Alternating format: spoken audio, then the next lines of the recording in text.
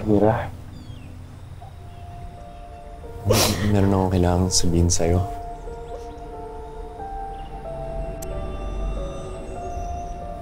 Nung nilabas natin yung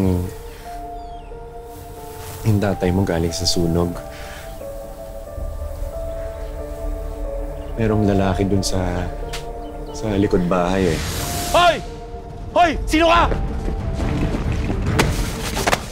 Sinubukan kong habulin pero hindi ko naabutan. Pero Amira, nahablot ko to sa jacket niya.